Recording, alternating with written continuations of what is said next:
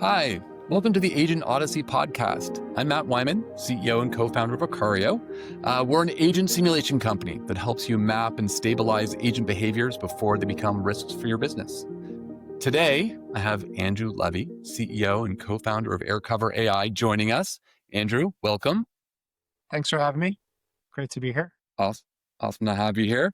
Why don't we start off by having you tell us a little bit about AirCover AI? Yeah, so AirCover has been around for 4+ years, but I'll start with the origin story so you get some background. In 2017, I sold my previous company to VMware. We were in the analytics space. We're on 1 billion devices worldwide.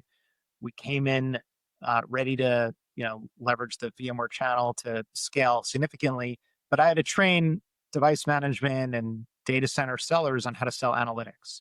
And it was very difficult. And the thought was, well, what if you could embed the entirety of your company's domain expertise, knowledge base into every conversation, and then have much better data on what was working, what wasn't working, why were you winning or why were you losing, which at the time, and even largely today, a lot of companies will just rely on tracking keywords as they come up in calls or looking at recordings. But you really want to understand why you're winning or losing. So we needed much better data, and I wanted the ability to really inject everything about our products and services in before, during, and after every call.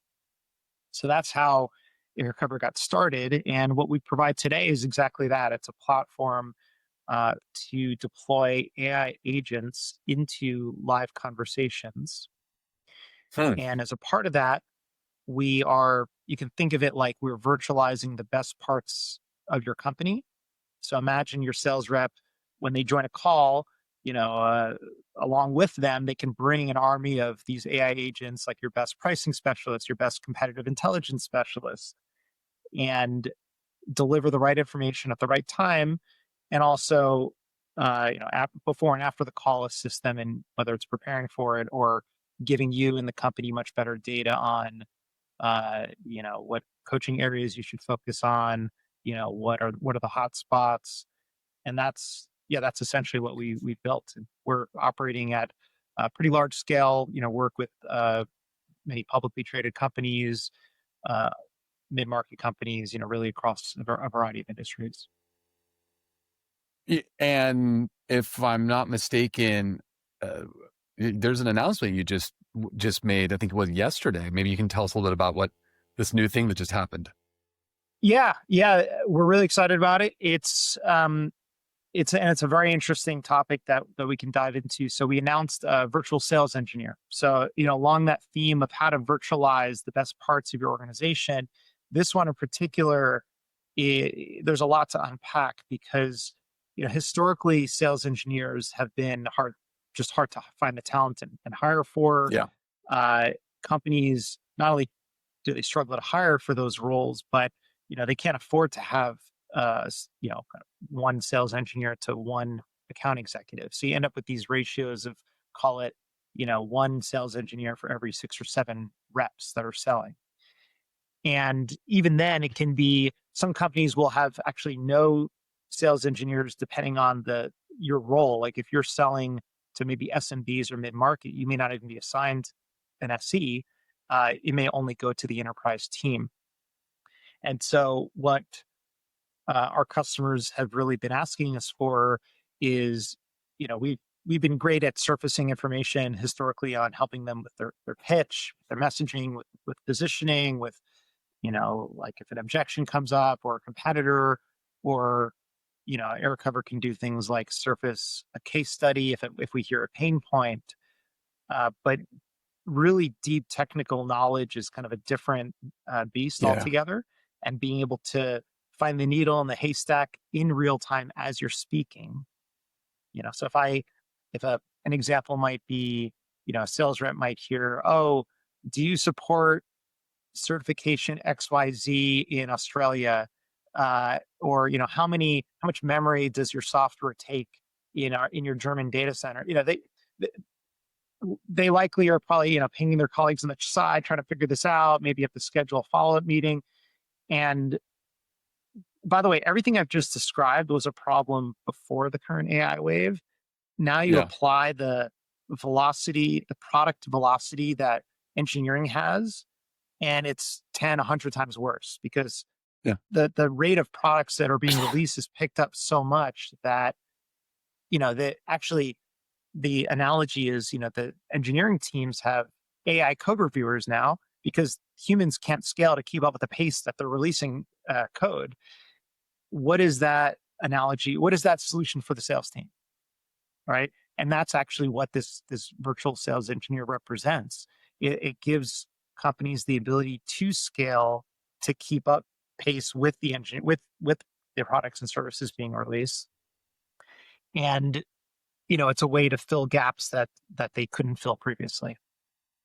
I think we're also starting to see products that are much more tuned to specific situations and specific customers, which means that the world map of possible features is even that much bigger, and to your point, it's being added to even more rapidly. So being in that situation, trying to answer those questions in real time, you need that input.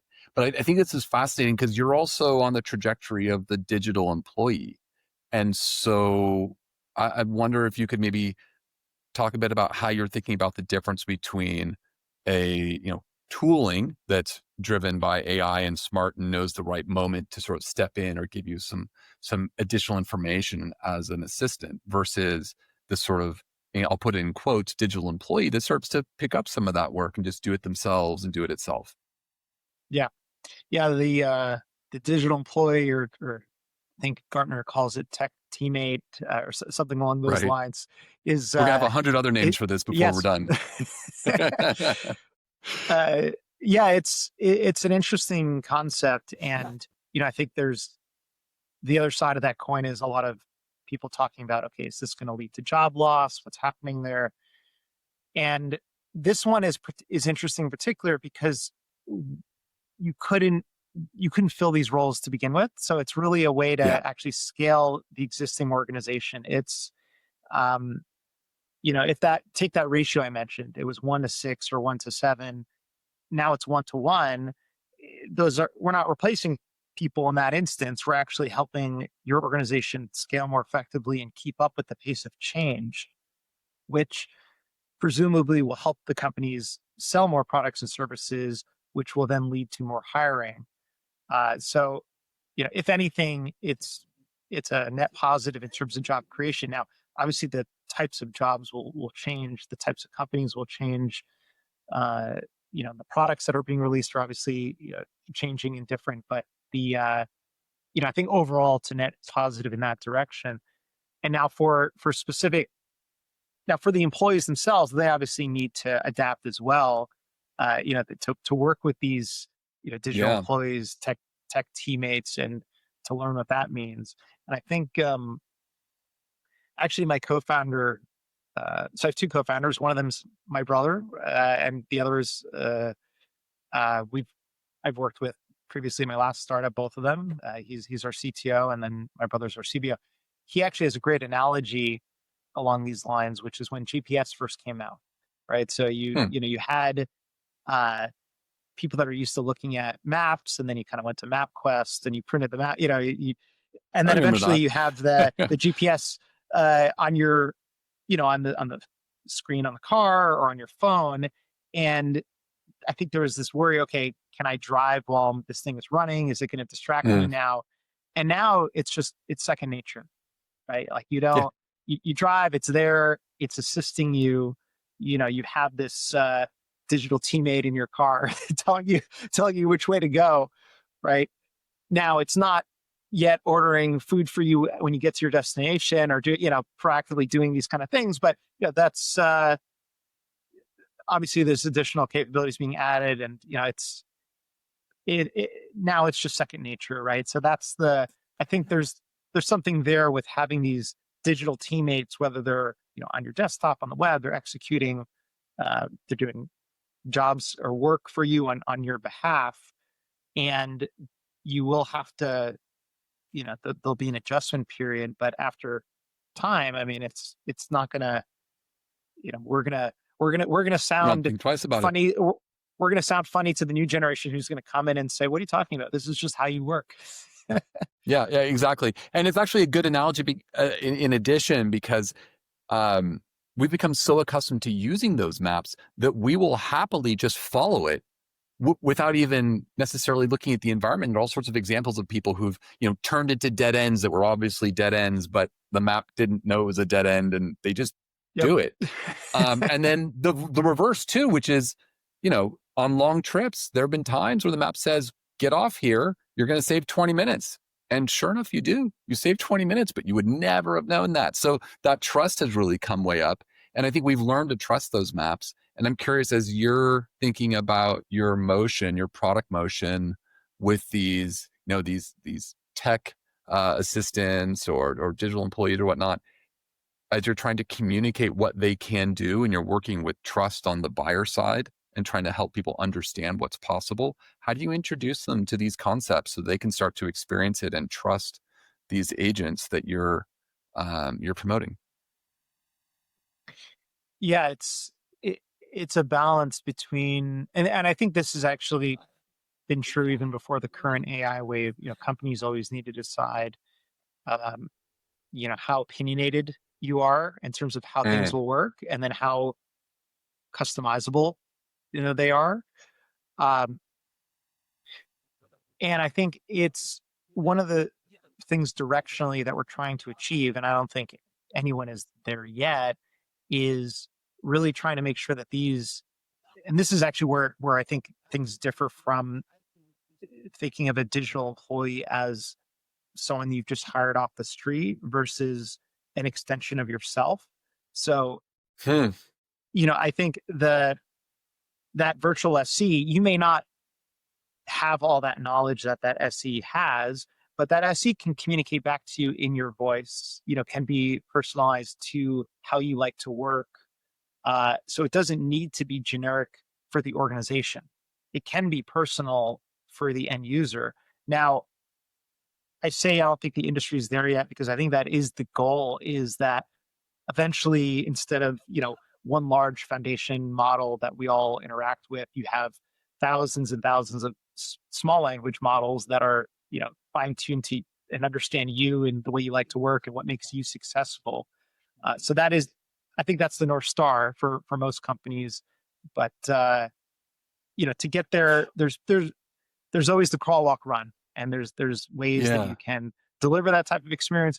And then from a trust perspective, you start to think about things that actually have gotten to be less of a concern over time as the models themselves become better. Hallucinations and instruction following, and making sure that you're operating off of your data, and it's siloed, and so that you're not training anything up from other sensitive data, right? So I think all those boxes now can be checked pretty easily. But the North Star I mentioned, there's still a lot of work that the industry needs to go through. I think it's fascinating in the automotive world.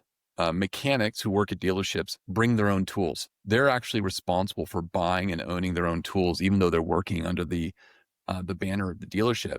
When an engineer starts at a company, they're often asked what kind of laptop they want to use, what kind of operating system they want to use.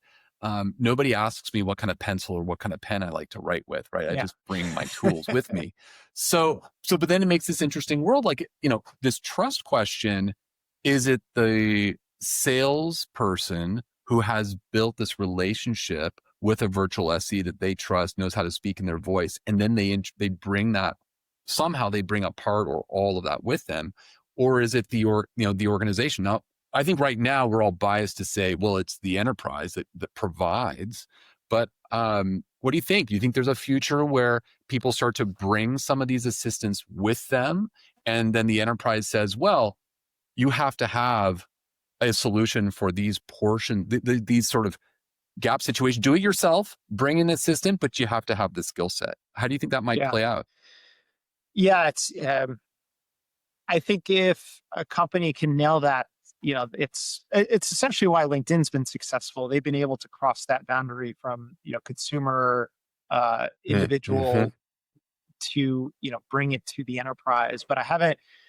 You actually don't see a lot of examples of that. It's been, uh, companies are very much worried about their, you know, keeping their data private, keeping their customers in their own internal uh, CRM, type information, very private. And so if for a model like that to work, you would really need a company that has built trust within the broader ecosystem, that they are able to silo out the and separate what is the company specific information from the rest of that, you know, uh, The part that makes it let- personal. yes, the part that makes it personal. And so, there's, you can, of course, like, I mean, what a lot of companies today they have RAG type systems where, you're Sure. doing, you're just looking up this information um, from a vector data store and bringing it in. But, um, yeah, that will also change over time. And with that, with those thousands of more personalized trained models. So yeah, it's possible. I just think it's likely to remain enterprise driven for a long Too many time. barriers for now. And there's too many barriers. And frankly, if you can very quickly get those digital teammates up to speed with how you work, then you may not need to do that. It depends on what that That makes ramp sense. time looks like. So yeah, that's what I think of that. It's interesting because I think it also potentially changes that dynamic of who the buyer is, because it shifts it back to being the CRO or the person who's actually trying to organize, you know, their sales ops and how they want that to perform. Saying, okay, we like this virtual SE because this virtual SE speaks in the brand voice, understands our systems and how our systems work. So I don't think we have the answers, but I'm interested in that interplay of the human and these virtual assistants and how they start to work together. Yeah. Do Well, I you? think even the basics today aren't covered, which is how do I keep up with Yeah, that rate of change, that pace of change? And so even just giving you the answer of like, okay, how much memory does your data center or your software consume in this data center? And you're like, just even feeding that answer is leaps and bounds above what, beyond. beyond what they have access to today. And then certainly, um, you can actually get some of the way there with, personalizing email follow-up and injecting that technical information as an example for after the meeting. So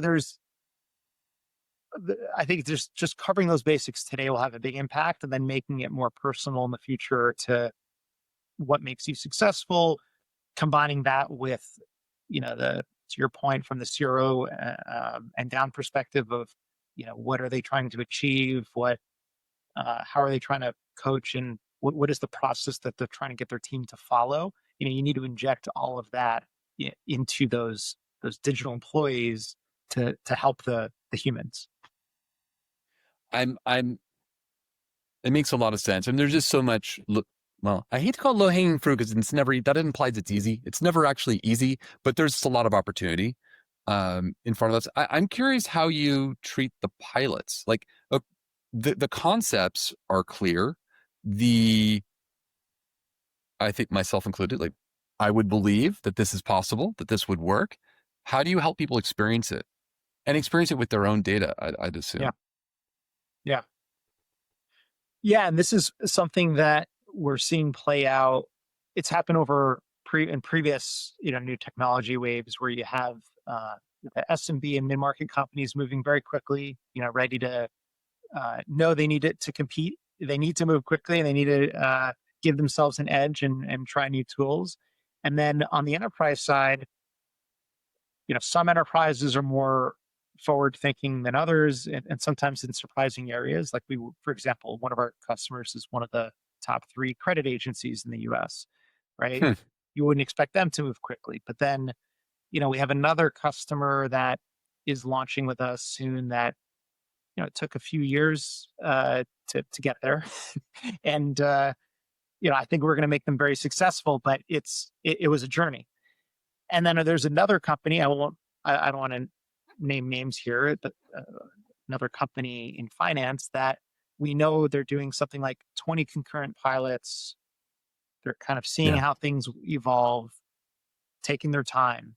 And there's always that hesitation of, from the enterprise's perspective, okay, well, I don't want to make the wrong decision. And then you get into this Yeah. analysis paralysis where they don't make any decision, right? And Yeah. that's worse than than just trying to pivot quickly. So um, going back to your original question on pilots, we try we do all the things that every company should do, which is build the case up front of, what Sure. pain do you have? What are you trying to achieve? Now, it can be tough because in sales, unless you're, a few call close type company, your sales cycles can be beyond the length of a pilot. So we at least try to show that, okay, we are matching that success criteria. Is it, that, okay, previously your reps couldn't answer whatever it was, 4 out of every 10 questions in the call. And now we can move that to close to 10 out of every 10.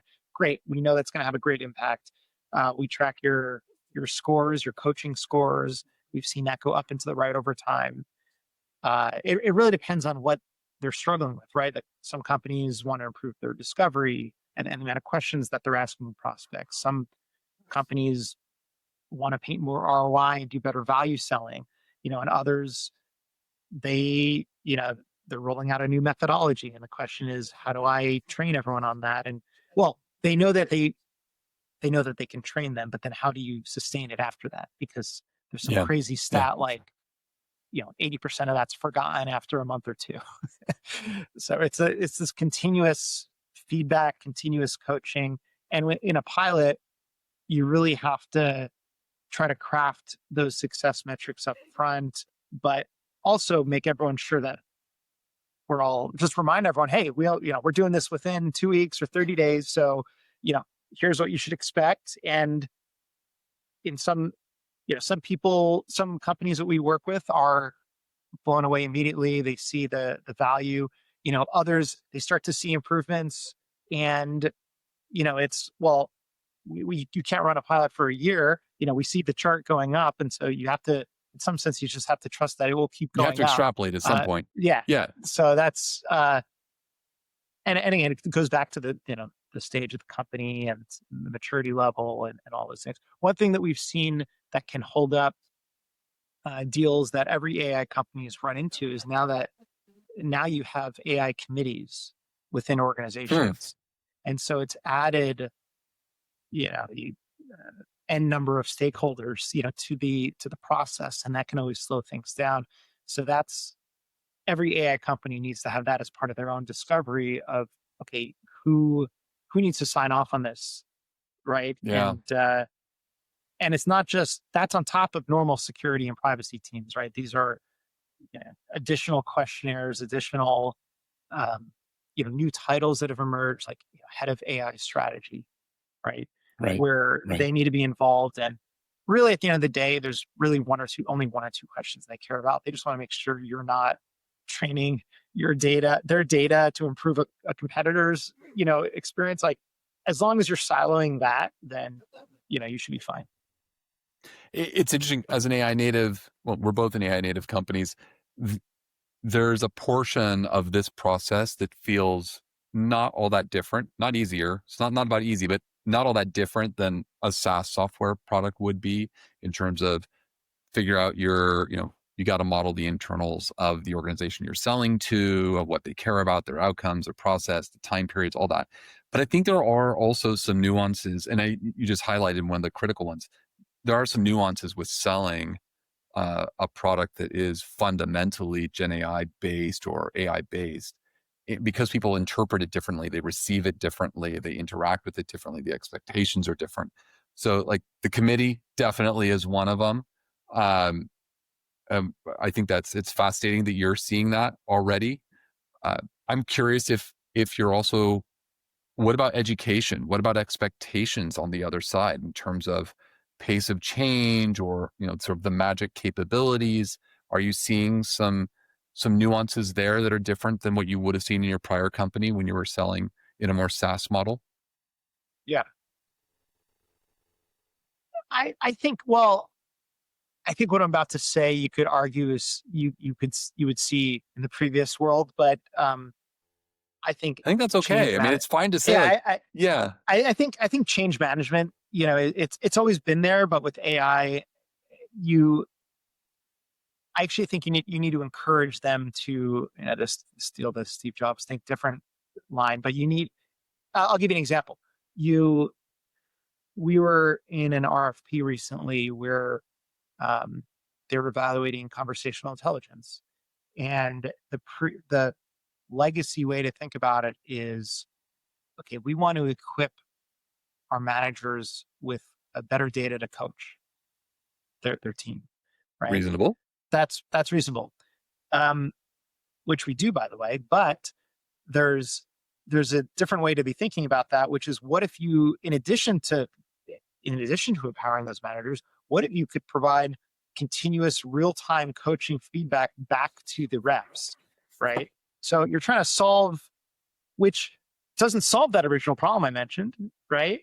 It's just a different way to think about it. It's, well, now that we do have this ability to extract very detailed coaching information both as it's happening and then immediately after, why not, in between those one-on-ones you have with your manager, those deal reviews, why not provide that continuous feedback and push that information directly to the reps so that they can improve and get better? It's like maybe and I didn't share this at the time, but now I'm thinking about it, maybe I should have. Like, the analogy being, if you're an athlete, you're you're gonna go to practice. You're not just gonna listen to the coach at games, right? You're gonna continuously try to improve yourself.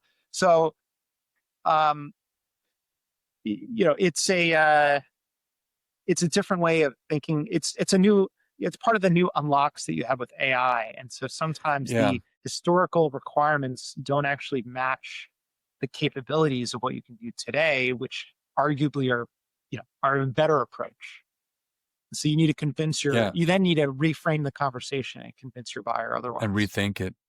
Yeah. Definitely. And I also really like your point that change management has always been a topic, but in many cases it was a good idea. Now it's just mandatory. You can't avoid it. You can't ignore it. You will find that you need to think differently about things. You will find that if you don't, you'll get friction. It doesn't work. So it all fits together. I think that's amazing. I'm curious. I always ask people about sort of like the human skills. So maybe this sort of leads right into that. So what kind of human skills do you feel that people need to develop and work on to sort of be ready for this whole world of digital employees and Gen AI that's coming throughout our lives and all these assistants? Yeah. It's we could have spent the whole episode talking about the whole podcast. We really could have. Yeah. I guess just to jump around a few areas. I was talking to my wife. She's a Paramount engineering manager, and she was mentioning an employee. I'm not going to name the employee. Told her, "Oh, I don't feel, I'm not too into using AI yet," or something like that. Okay. That's fine, but I think that's very much. I mean, it's stating the obvious, but you need to adapt, right? Because there's a reason you have CEOs coming out and saying, if you're not using AI every single day in your job, then something is wrong, right? And it is a force multiplier, no matter your role, whether you're an engineering manager or you work in human resources, like whatever your role is. Now, the next obvious question is, especially for those people that haven't yet adapted, is, okay, well, how do you get started, and what do you, how do you work in this new world? And I think that there are analogies with what works on the engineering side. And just to give you an example, there's a reason that companies and actually junior engineers are struggling to get jobs right now because this is a reason that companies are looking for mid-level senior engineers to work in conjunction with AI. And the reason for that is it works best when you have a well-designed example and you say, hey, I don't know, to use the car analogy, maybe like I've designed this like really amazing, trunk. Now, can you take that design and but I want to design the front of the car now. So, can you work in some of the same methodologies, the same structure, like whatever it might be.